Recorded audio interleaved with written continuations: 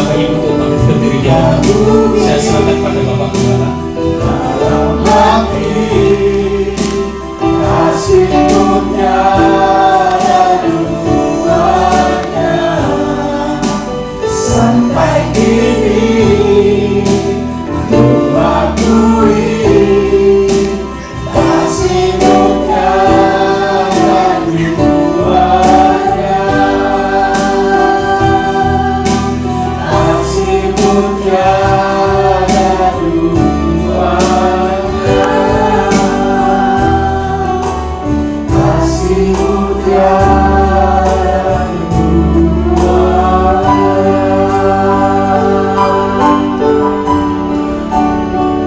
Benar Tuhan, kasih-Mu tiada duanya. Tak henti-hentinya kami kagum akan kebaikan Tuhan terhadap kami. Engkau rela mati, bangkit untuk mengangkat kami menjadi anak-anak Tuhan. Terima kasih atas kebaikan Tuhan yang luar biasa dalam kehidupan kami. Dan tiba waktunya bagi kami untuk merenungkan kebenaran firman Tuhan. Tuhan, pakai hamba-Mu yang untuk menyalurkan kebenaran firman Tuhan. Biar apa yang keluar benar-benar merupakan kebenaran firman Tuhan, bukan kemampuan logika, rasio, olah pikir manusia. Sehingga firman-Mu beroleh tempat dalam hati kami. Persiapkan hati kami menjadi hati yang gembur, yang siap ditaburi benih kebenaran firman Tuhan, sehingga firman-Mu memperoleh tempat dalam hati kami, boleh berbuah dengan lebat untuk hormat kemuliaan nama Tuhan. Berfirmanlah ya Tuhan, karena kami semua siap untuk mendengarkannya. Haleluya, amin. Silakan duduk. Selamat Paskah Bapak Ibu. Semoga Paskah hari ini menjadi sesuatu yang berkenan di hadapan Tuhan dan menjadi bagian yang indah dalam kehidupan kita. Kita akan belajar firman Tuhan hari ini dengan judul Yesus dan Kebangkitan. Yesus dan kebangkitannya. Coba kita buka firman Tuhan dalam 1 Korintus 15, ya. 1 Korintus 15 ayat 1. Terus nanti kita baca sampai ayat yang ke-6 dan lompat pada ayat yang ke-17. 1 Korintus 15 ayat 1. Dan sekarang saudara-saudara, aku mau mengingatkan kamu kepada Injil yang aku beritakan kepadamu dan yang kamu terima dan yang di dalamnya kamu teguh berdiri. Ayat yang kedua. Oleh Injil itu kamu diselamatkan, asal kamu teguh berpegang padanya seperti yang telah kuberitakan kepadamu, kecuali kalau kamu telah sia-sia saja menjadi percaya. Ayat yang ketiga. Sebab yang sangat penting telah kusampaikan kepadamu, yaitu apa yang telah kuterima sendiri, ialah bahwa Kristus telah mati karena dosa-dosa kita sesuai dengan kitab suci. Ayat yang keempat, bahwa ia telah dikuburkan, saya garis bawah itu, saya kasih warna merah, dan bahwa ia telah dibangkitkan, saya kasih warna biru, pada hari yang ketiga sesuai dengan kitab suci. Bahwa ia telah menampakkan diri kepada Kefas, kemudian kepada ke-12 muridnya. Sesudah itu ia menampakkan diri kepada lebih dari 500 saudara sekaligus. Kebanyakan dari mereka masih hidup sampai sekarang, tetapi berapa di antaranya telah meninggal. Dan khusus ayat yang ke-17 kita baca bersama-sama, bisa? 1, 2, 3. Dan jika Kristus tidak dibangkitkan, maka sia-sialah kepercayaan kamu, dan kamu masih hidup dalam dosa. Luar biasa. Bapak Ibu, ternyata kebangkitan Kristus itu adalah inti Injil itu sendiri. Karena dikatakan oleh Paulus waktu dia memberitakan Injil kemana-mana, yang dia sampaikan itu adalah kematian dan kebangkitan Yesus. Makanya dalam 1 Korintus 15 ayat 17 ini dia katakan, jika Kristus tidak dibangkitkan, maka sia-sialah kepercayaan kita. Ini juga diberitakan oleh Petrus dan Yohanes. Nanti bisa dilihat di dalam Kisah 4 ayat 2. Di sana bisa dilihat bahwa Petrus dan Yohanes sampai dihadapkan pada mahkamah agama karena dia memberitakan tentang kebangkitan Yesus. Bahkan memberitakan kebangkitan dari orang mati. Itu merupakan sentra atau pusat daripada Injil itu sendiri, bahwa kematian dan kebangkitan Kristus itu adalah hal yang pokok dan menjadi poin yang sangat penting dalam pemberitaan Injil. Tapi sebelumnya saya mau sampaikan sedikit ini. Pernah dengar istilah standar ganda? Standar ganda? Sebelumnya saya mau beri contoh. Laki-laki sering dikatakan seperti kunci, anak kunci. Perempuan sering digambarkan seperti gembok. Anak kunci ini, ketika dia dengan satu anak kunci bisa membuka gembok yang banyak, orang akan menganggap anak kunci ini adalah kunci yang hebat dan luar biasa.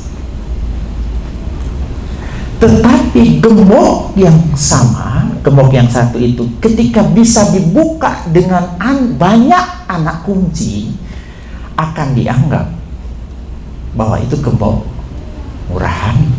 Betul? Saya ulangi. Anak kunci yang satu itu kalau bisa buka gembok A, gembok B, gembok C, gembok D, dan seterusnya, maka anak kunci itu disebut dengan anak kunci yang hebat. Tapi gembok itu kalau bisa dibuka oleh kunci A, kunci B, kunci C, dan kunci D, maka gembok itu dianggap gembok murahan. Betul? Laki-laki kalau banyak bisa menaklukkan perempuan sering dianggap tapi kalau perempuan ditaklukkan banyak laki-laki, dibilang perempuan Kenapa tidak sama-sama murahan? Karena ada double standar di situ. Ada standar ganda yang dipakai di situ.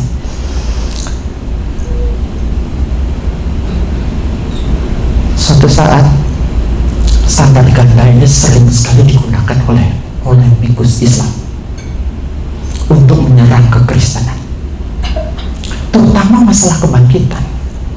Mereka bilang, apa buktinya bahwa Yesus yang kamu sembah itu bangkit? Apa buktinya? Sekarang kita harus mau percaya sesuatu yang ada buktinya. Kalau nggak ada buktinya jangan dipercaya. Mereka katakan begitu. Saya kalau mendapat pertanyaan begitu, saya akan jawab, kamu menggunakan standar itu, bagaimana juga kalau saya menggunakan standar yang sama? Jangan menggunakan double standar atau standar ganda di sini. Apa buktinya Muhammad membelah bulan? Bisa buktikan? Ada yang bisa lihat? Minimal orang-orang di sekitaran Arab, ya, di sekitar Arab itu semua bisa melihat bahwa bulan itu benar-benar terbelah, karena terbelah dua, jadi satunya di gunung sebelah sini, satunya di gunung sebelah sini. Ketika kita tanya begitu pada mereka, mereka marah, tapi mereka minta bukti tentang kebangkitan Yesus. Ini namanya double standard.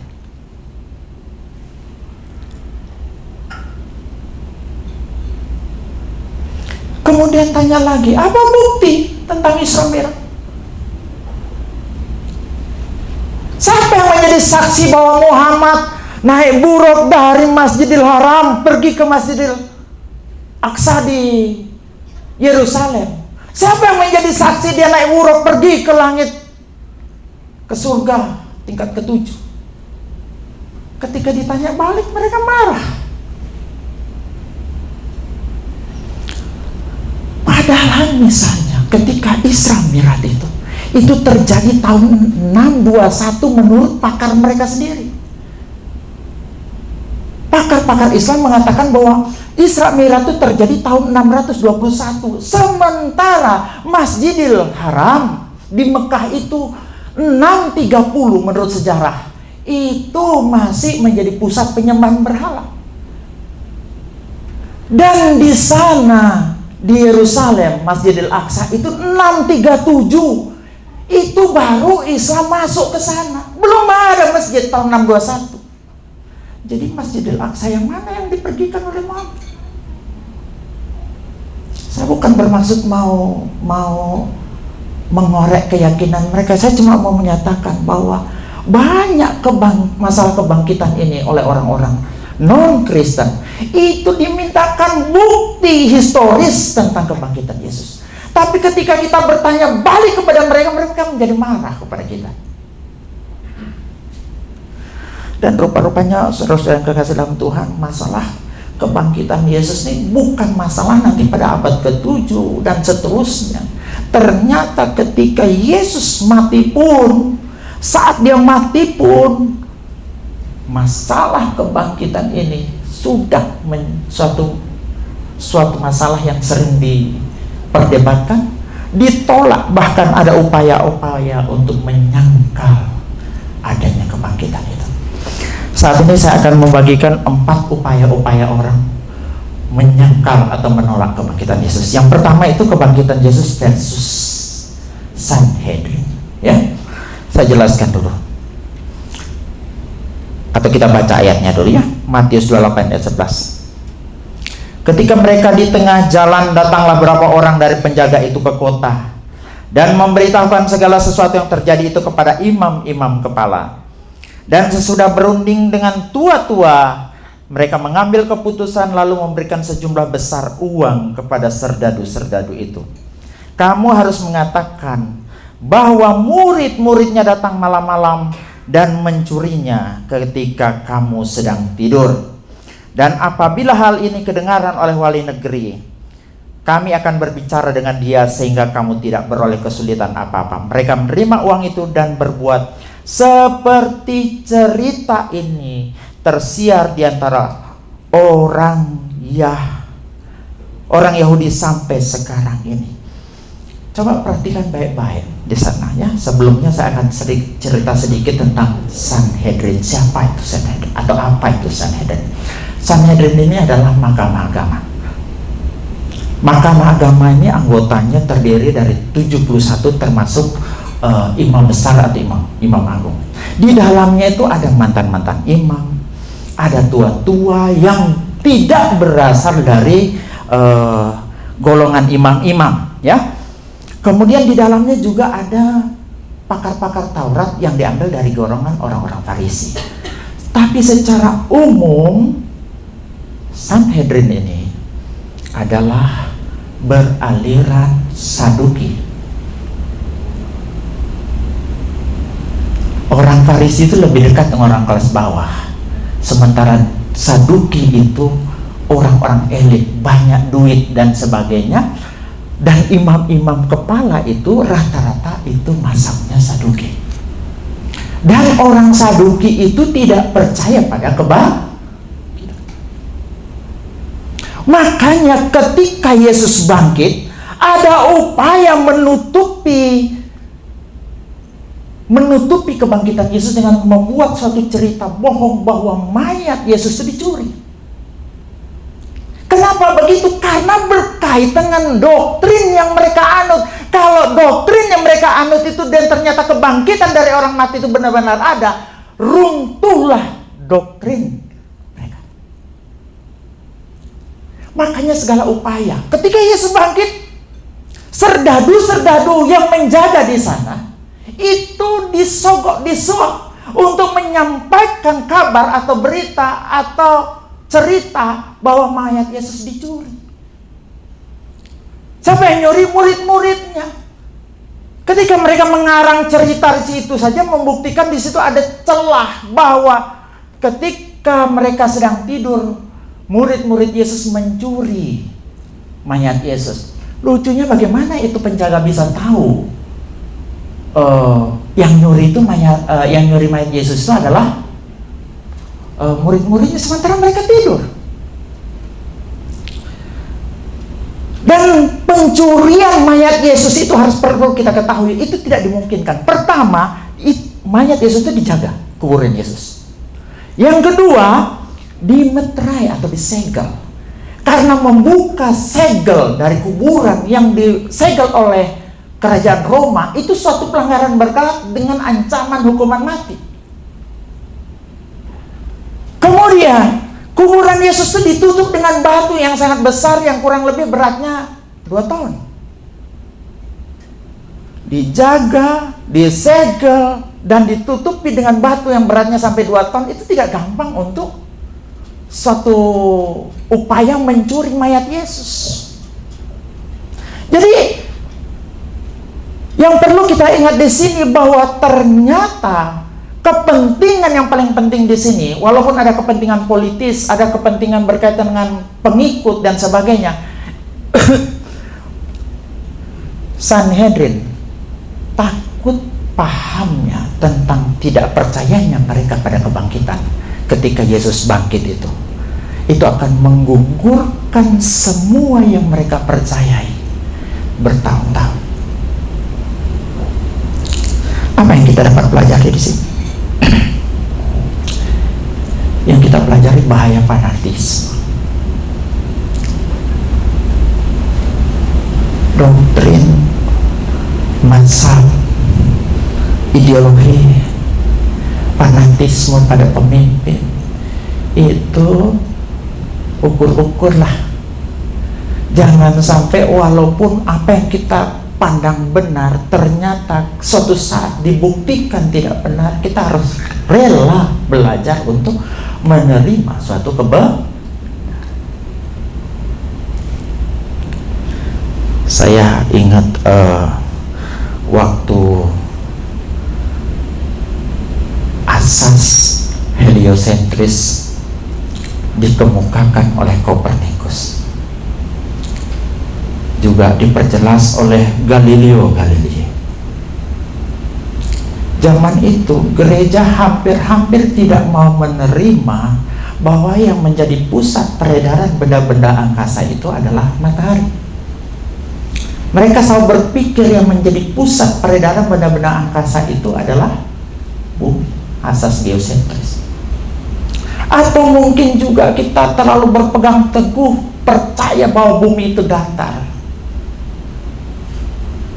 Tapi ketika pesawat ruang angkasa ditemukan, kita bisa mengambil foto pakai satelit, ya kita harus mengakui bahwa ternyata bumi itu ngapain pegang itu sampai melakukan suatu hal-hal yang tidak masuk akal seperti yang dilakukan oleh Sanhedrin ini. Cuma 2 orang di situ mungkin yang tidak terlibat. Satu namanya Nikodemus, nanti bisa dilihat dalam Yohanes. Satu namanya Yusuf Arimatea, karena mereka semua anggota Sanhedrin. Di India, begitu fanatismenya seseorang kepada tokoh tertentu, yaitu Sai Baba, ketika ada orang yang melapor bahwa ada pelecehan seksual terhadap berapa orang wanita, semua orang di India tidak percaya, termasuk pemerintah India tidak bertindak apa-apa untuk Sai Baba. Bahkan ada yang begitu fanatik pada tokoh Sai Baba ini, bilang dia kan Tuhan yang menjelma jadi manusia, apapun yang dia lakukan itu benar dan baik. Sampai hari ini, sampai dia meninggal, terlalu fanatik kepada pemerintah.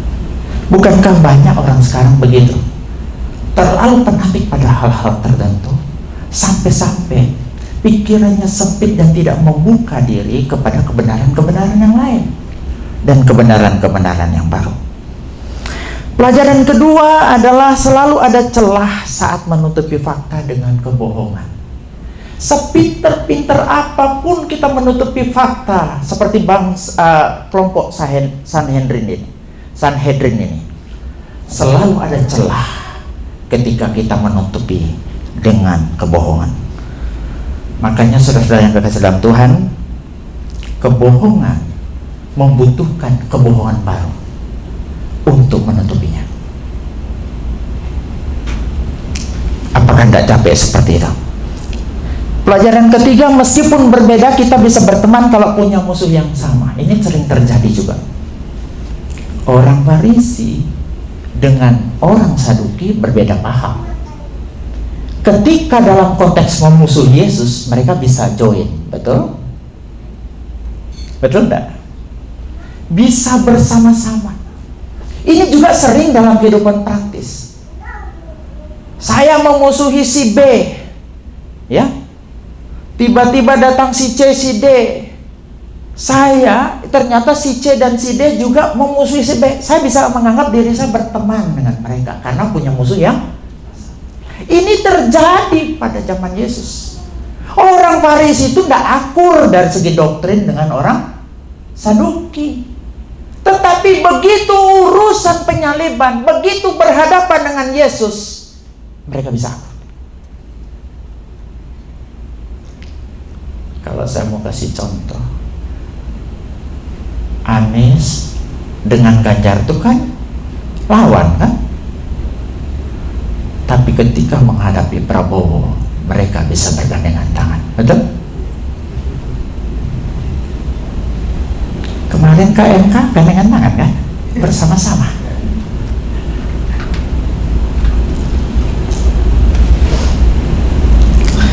Yang kedua, kebangkitan Yesus versus filsafat. Yang pertama, kebangkitan Yesus versus Sanhedrin. Yang kedua, kebangkitan Yesus versus filsafat.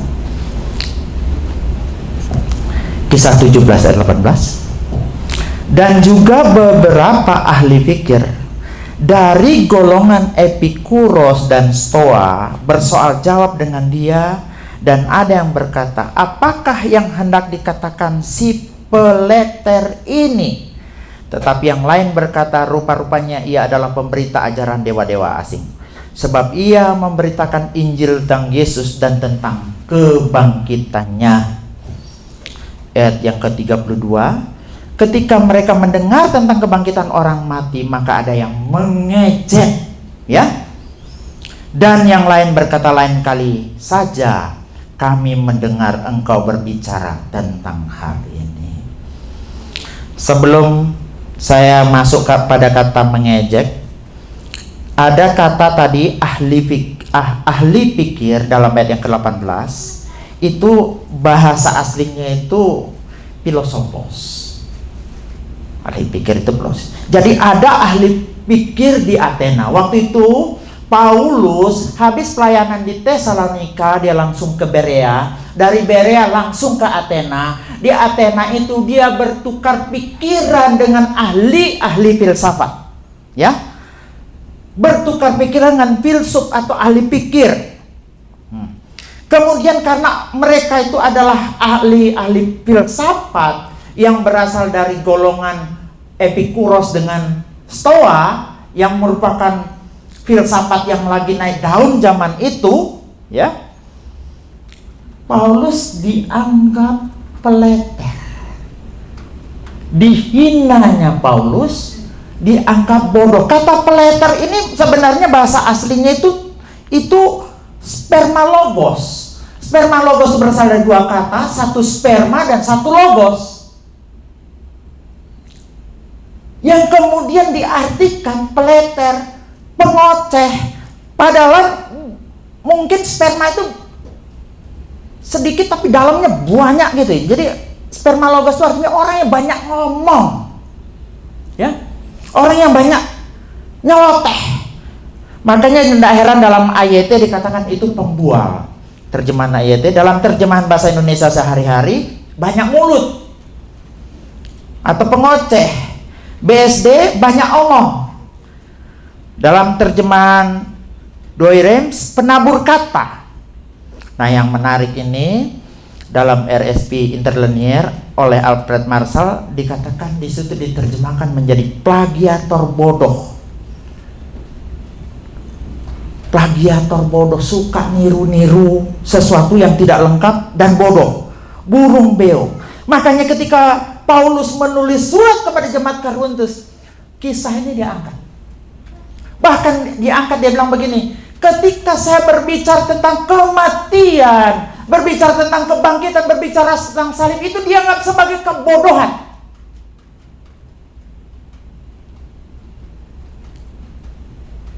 Kalau tadi orang Saduki memang tidak percaya kebangkitan. Filsafat memang tidak percaya pada kehidupan setelah kematian.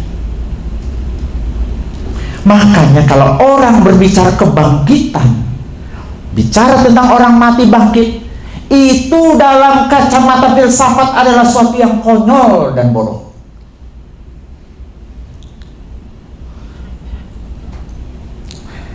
Kalau saya mau gambarkan begini, pernah dengar iklan Antangin? Ya, pernah dengar? Tolak angin ya. Orang pintar pasti minum. Orang pintar pasti minum tidak angin. Itu artinya ada implikasinya. Orang yang tidak minum tolak angin adalah orang, atau orang bodoh pasti ditolak Jadi di Athena itu Paulus dikasih begitu. Kalau kamu percaya pada kebangkitan, kamu orang bodoh. Karena orang pintar itu pasti tidak percaya pada kebangkitan. Itu yang Paulus alami di Athena.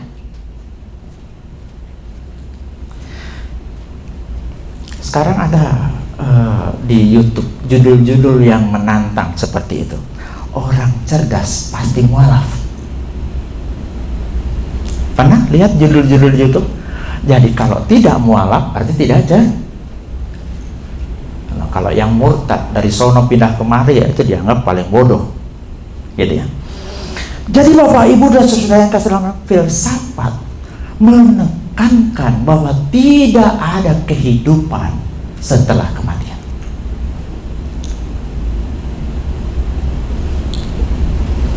Saya mencoba untuk mengungkapkan di sini bahwa rasio yang ada pada kita itu pertama itu adalah created, diciptakan. Yang kedua, rasio itu limited, terbatas.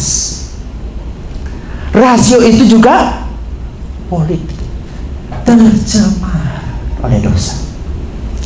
Bagaimana mungkin rasio kita bisa bisa memahami, bisa mengenal Allah yang tak terhampiri itu dengan kekuatan rasio? Bagaimana mungkin kita bisa mengenal Allah yang begitu tinggi dengan kekuatan otak kita yang terbatas ini? Filsafat itu hanya bersandar pada kekuatan rasio. Ketika dia berbicara tentang Allah, dia mencoba berbicara tentang Allah dengan sudut pandang rasio. Apakah benar itu Allah? Dia akan sampai pada suatu kesimpulan. Yang disebut Tuhan adalah the absolute being. Cuma sampai situ. Filsafat ketika memahami tentang Allah, dia akan sampai bahwa yang disebut Allah itu adalah pengada yang tidak diadakan. Akan sampai di situ saja.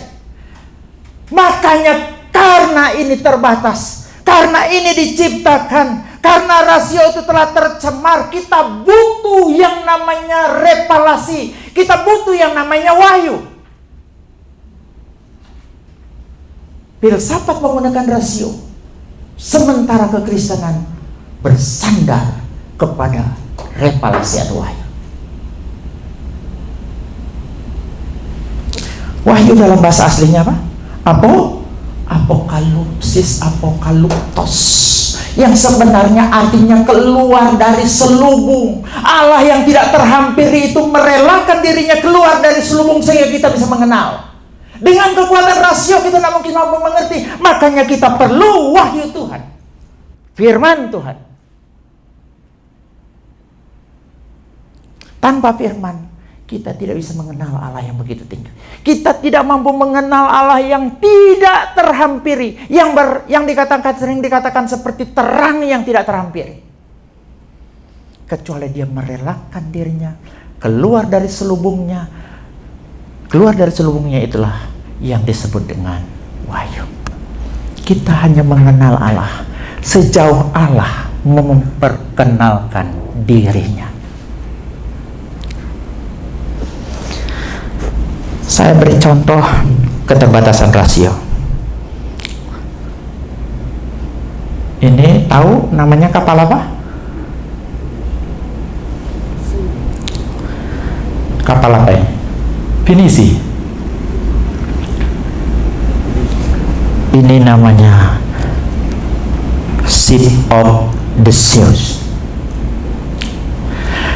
Kapal ini digunakan oleh Theseus untuk berpatroli dalam rangka mengalahkan Minotaur yang selalu meminta tumbal dari penduduk Athena.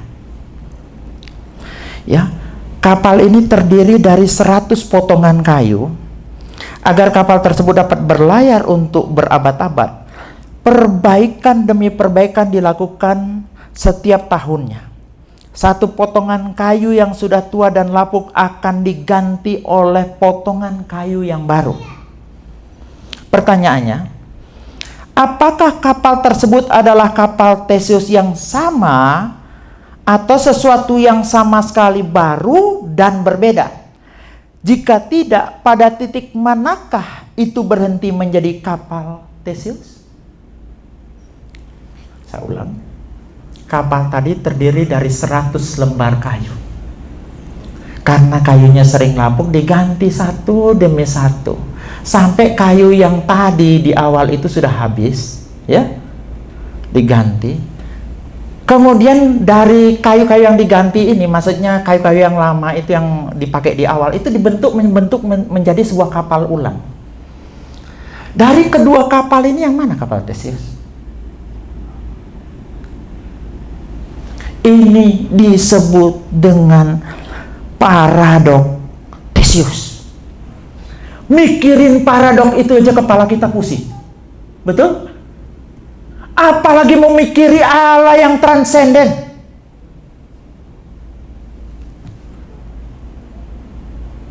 Makanya kita butuh firman Tuhan, kita butuh wahyu. Kita tidak bisa bersandar hanya kepada kekuatan logika.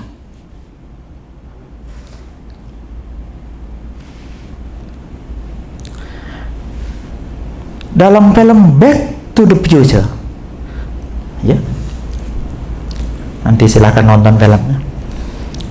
Ada di situ sexual paradox. Apa itu sexual paradox? Ada seorang bernama Budi kembali ke masa lalu dan bertemu dengan ibunya ketika sang ibu masih seorang gadis atau perawan.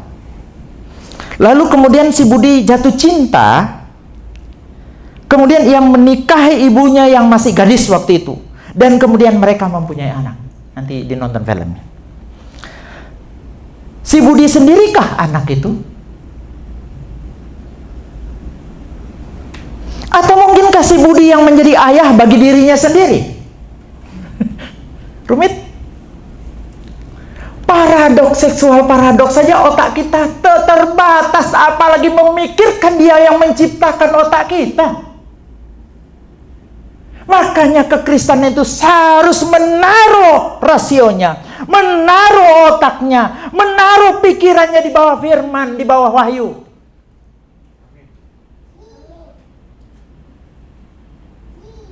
Tidak bisa kita rasio kita, otak kita di atas wahyu.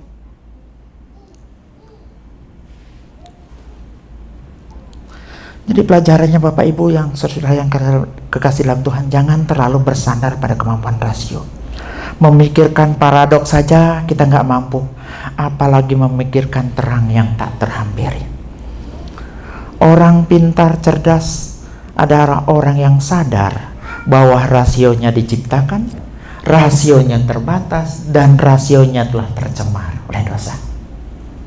Filsafat boleh dipelajari. Dosen saya bilang, teologi itu pisau, filsafat itu batu asah. Makanya sekolah teologi kita harus belajar filsafat. Pisau itu supaya tajam diasah di filsafat. Tapi kalau mau kupas mangga, jangan pakai batu asahnya, tetapi pakai pisaunya. Teologi itu pisaunya. Ketika kita berbicara Tuhan, pakai teologi, bukan filsafat. Tapi teologi yang tidak diasah di filsafat tumpul. Saya ulangi, teologi yang tidak diasah di filsafat itu tumpul. Yang ketiga, kebangkitan Yesus versus Islam. Kebangkitan Yesus versus Sanhedrin. Kebangkitan Yesus versus filsafat. Yang ketiga, kebangkitan Yesus versus Islam. Bukan bermaksud kita cawe-cawe urusan kepercayaan agama lain. Bukan juga urusan kita menghina agama mereka. Tidak. Dalam kaitan ini kita sedang memberi jawab terhadap serangan-serangan yang sering mereka sampaikan kepada orang-orang Kristen. Kalau kita buka dalam Quran, ya, bab 4 ayat 157 sampai 158, itu surat An-Nisa. Itu membahas tentang siapa sebenarnya yang bangkit, atau siapa sebenarnya yang mati ketika yang mati disalib. Bersyukurnya pada zaman sekarang kekristenan berupaya memisahkan diri dan membedakan antara Isa dan Yesus. Tapi pihak sana tetap menganggap itu sama. Satu-satunya cara menyangkali kebangkitan Yesus adalah dengan menyangkali kematiannya. Saya ulang. Salah satu cara menyangkali kebangkitan Yesus adalah sangkali kematian. Ini yang dilakukan.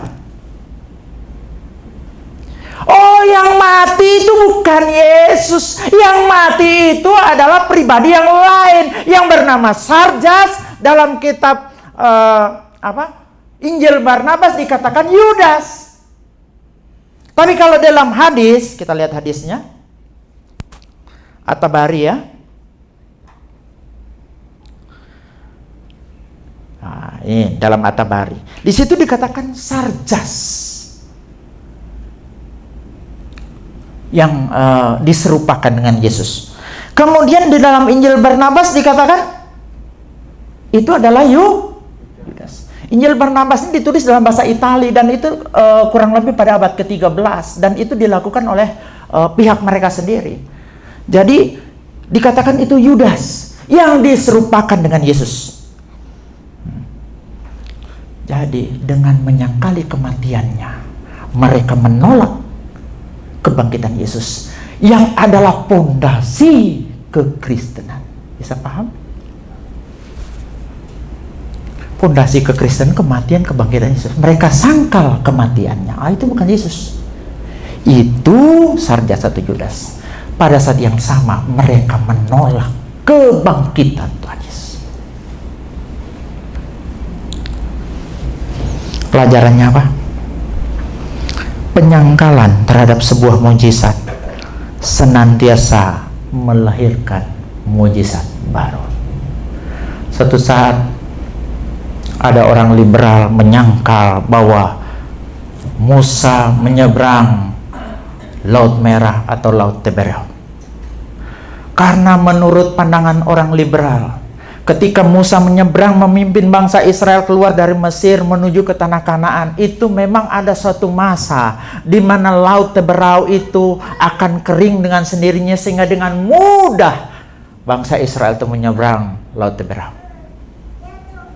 Katanya tinggi air Laut Tiberia waktu itu ketika masa itu terjadi hanya setinggi mata kaki.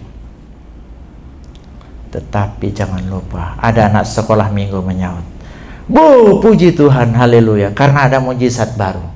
Mujizatnya di mana? Karena Firaun dan tentara Mesir tenggelam pada air yang mempunyai ketinggian setinggi mata. Ketika engkau menyangkali suatu mujizat, akan muncul mujizat baru.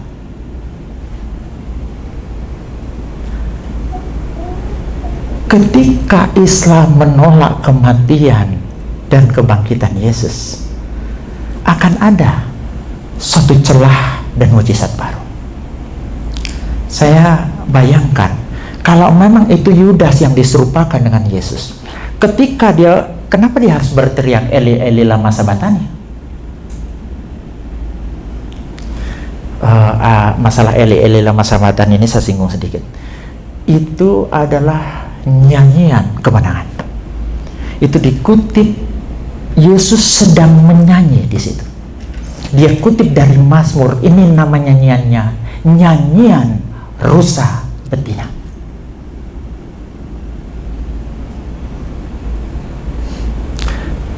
Kalau memang Yudas yang disalib, seharusnya dia tidak berteriak, ya Bapa, mengapa Allahku, mengapa Engkau tinggalkan aku? Tapi dia bilang, apa salah saya bukan Yesus.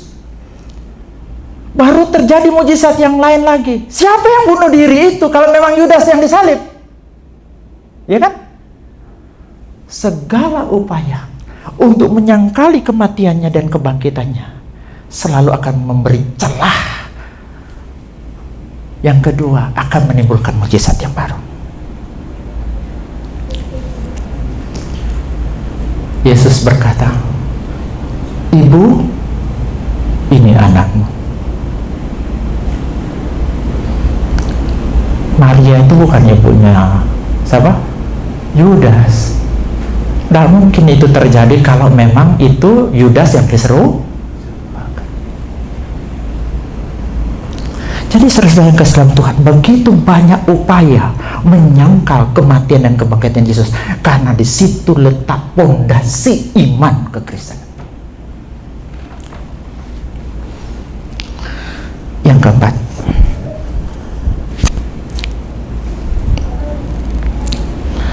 kebangkitan Yesus versus pandangan liberal. Sering nggak pernah dengar Yesus itu Pak bangkit sendiri atau dibangkitkan? Pernah dengar pertanyaan begitu? Apa tujuan bertanya begitu? Karena kalau Yesus dibangkitkan dan tidak bisa bangkit sendiri, itu menunjukkan dia hanya manusia menggoyang kembali pondasi iman Kristus. Kalau begitu bagaimana menjawabnya? Karena memang para teolog liberal ini menekankan akal budi, bersandar betul pada akal budi manusia dan menganggapnya sebagai otoritas yang absolut. Jadi kalau kita menggunakan Alkitab sebagai otoritas, liberal itu menggunakan rasio sebagai otoritas. Nah, para teolog liberal berusaha menyelaraskan kekristenan itu dengan ilmu sekuler dan pemikiran-pemikiran modern. Alkitab itu dianggap hanya sebagai semacam dongeng yang penuh dengan kesalahan. Jadi ini dasar cara berpikir orang liberal. Jadi mereka setuju dah, Yesus bangkit dah. Tetapi dia dibangkitkan. Itu versi liberal. Nah kalau begitu bagaimana sebenarnya menurut Alkitab? Yesus bangkit sendiri, iya. Yesus Kristus bangkit sendiri. Coba kita lihat dalam Yohanes 10 ayat 18. Tidak seorang pun mengambilnya daripadaku, melainkan memberikannya menurut kehendakku sendiri. Aku berkuasa, ya. Yesus bilang, aku berkuasa memberikannya dan berkuasa mengambilnya kembali. Inilah tugas yang kuterima dari Bapakku. Yohanes 2 ayat 19. Jawab Yesus kepada mereka, rombak bait Allah ini, dan dalam 3 hari aku akan mendirikannya kembali. Akulah kebangkitan dan hidup. Yesus bilang dirinya kebangkitan itu sendiri. Dengan kata lain, Yesus bisa bangkit sendiri. Namun juga ada ayat-ayat yang lain mengatakan bahwa Yesus dibangkitkan Bapa, Galatia 1 ayat 1. Dan Allah Bapa yang telah membangkitkan dia dari antara orang mati. Yesus dibangkitkan oleh Bapa. Yesus juga dibangkitkan oleh Roh Kudus. Kita lihat Roma 8 ayat 11. Dan jika roh Dia yang telah membangkitkan Yesus dari antara mati diam di dalam kamu, maka Ia yang telah membangkitkan Kristus Yesus dari antara orang mati akan menghidupkan tubuhmu yang fana itu oleh Roh-Nya yang diam di dalam kamu. Yesus bangkit dengan kuasanya sendiri. Yesus bangkit dibangkitkan Bapa. Yesus dibangkitkan Roh Kudus. Kesimpulannya Pak, Yesus bangkit sendiri dari antara mati. Di saat yang sama Bapa membangkitkannya. Dan di saat yang sama juga Roh Allah turut ambil andil dalam kebangkitannya. Kebangkitan Yesus adalah soal iman. Mengenai adanya campur tangan Allah Tritunggal dalam tataran ciptaan dan sejarah manusia. Allah Tritunggal bekerja bersama-sama dan serentak dengan masing-masing pribadi Tritunggal menyatakan sifatnya yang khas. Kekhasan masing-masing pribadi Tritunggal itu membuat kita sebagai manusia yang terbatas menggunakan kata kerja yang berbeda pada tataran bahasa insani. Allah Tritunggal terlibat secara aktif di dalam kebangkitan Yesus. Ini membuktikan bahwa doktrin Allah Tritunggal itu adalah doktrin yang benar. Amin. Ketiganya berperan serta. Saya kalau mau kasih contoh, ketika saya menggerakkan tangan saya, apakah saya bisa menarik sebuah kesimpulan yang bertugas hanyalah tangan saya? Bukankah di situ ada saraf yang ikut berperan? Bukankah ada otak yang ikut berperan? Betul? Seperti itu kebangkitan Tuhan. Allah Tritunggal berperan bersama-sama. Luar biasa. Kematian, kebangkitan Yesus, fondasi iman Kristen. Sanhedrin berusaha menggoyangnya dengan membuat suatu isu bahwa mayat Yesus dicuri. Bahkan menurut Yosefus, sampai 100 tahun kemudian isu itu masih kuat berkembang bahwa Yesus tidak bangkit, tapi mayat Yesus dicuri. Yang kedua, apa tadi? Kebangkitan Yesus dengan filsafat. Untuk memahami kebangkitan Yesus, kita tidak mampu menggunakan cuma ini. Ini hanyalah diciptakan. Ini terbatas. Ini juga telah tercemar dengan dosa. Makanya kita gunakan wahyu dan iman untuk mengerti dan menerima kebangkitan Yesus. Yang ketiga, kebangkitan Yesus dengan Islam. Mereka berusaha menolak kebangkitan Yesus dengan cara menolak Yesus mati. Karena syarat adanya kebangkitan harus mati duluan. Tanpa kematian tidak mungkin ada cerita kebangkitan. Tetapi kembali lagi, kebohongan yang dibangun untuk menutupi fakta akan melahirkan hal-hal atau celah-celah yang bisa disanggah dengan mudah. Yang terakhir adalah Yesus bangkit tapi cuma dibangkitkan. Padahal Allah Tritunggal berperan bersama-sama secara luar biasa yang membuktikan bahwa apa yang kita imani, Allah Tritunggal tidak berbicara berapa jumlah Allah, tapi bagaimana Allah itu. Ya, Allah Tritunggal tidak berbicara berapa jumlah Allah secara matematika, tetapi berbicara bagaimana keadaan Allah yang esa itu. Kalau kita paham semacam ini, semakin teguhlah iman dan percaya kita. Dan kita bersyukur Yesus yang mati, disalibkan, dikuburkan dan bangkit. Itu adalah fondasi iman kita. Semoga fondasi iman kita tambah hari tambah kuat. Amin. Puji Tuhan. Mari kita tundukkan kepala dan kita akan menyanyi.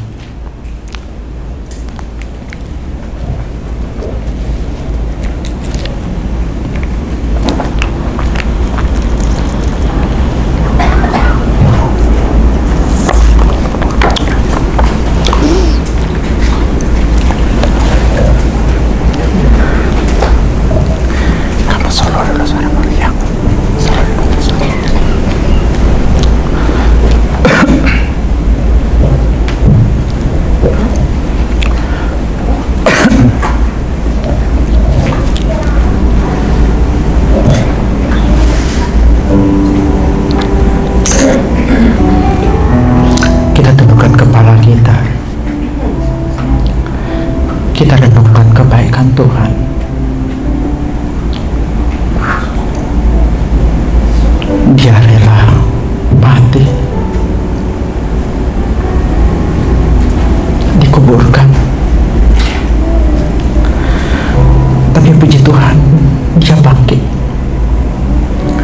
walaupun banyak upaya-upaya orang menyangkali, menolak bahwa dia bangkit. Mari kita renungkan lagu ini, Bapak.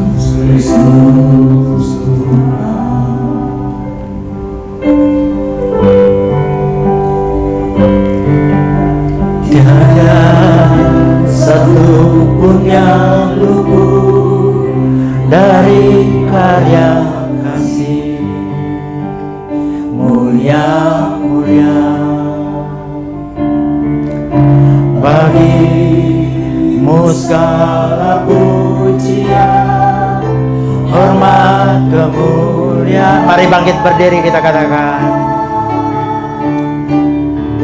Katakan, Engkau Tuhan. Engkau Tuhan ku tinggikan, yang bangkit dan menang, Yesus Kristus Tuhan. Raja mulia dan luhur, berkorban bagiku, selamatkan jiwaku. Mulai dengan bait kedua. Sujud di depan tatamu, taklukkan seluruh hidupku. Taklukkan seluruh hidupku, dalam tanganmu penebus.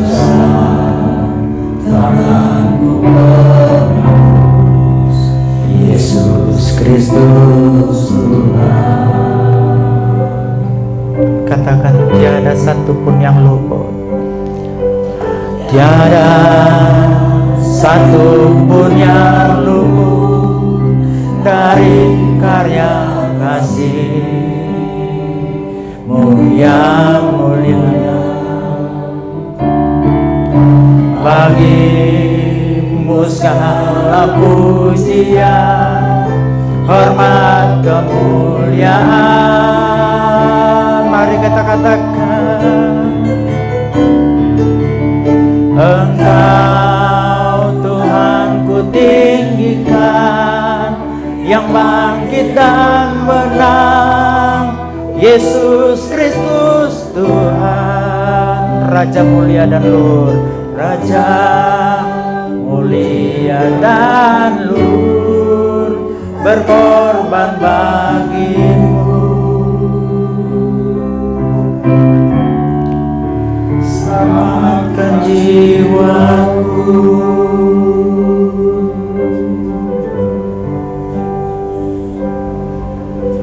Maka jiwaku memuja, menyembah Sang Raja, Yesus Kristus Tuhan.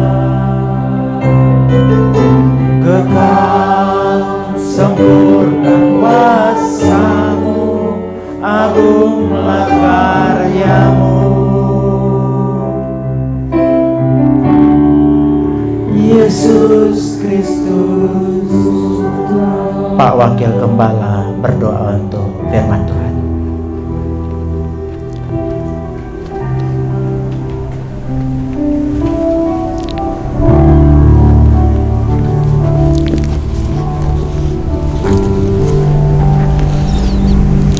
kerajaan surga. Bapa, kami mengucap syukur untuk semua kebenaran firman-Mu di tengah-tengah kami pada siang hari ini. Diberkatilah firman yang sudah ditaburkan pada setiap kami, biarlah itu menjadi berkat tersendiri, menjadi kekuatan, penghiburan, dan sukacita yang baru untuk kami semua saat ini. Terima kasih ya Bapak, terima kasih untuk firman. Di dalam nama-Mu ya Tuhan Yesus, kami berdoa.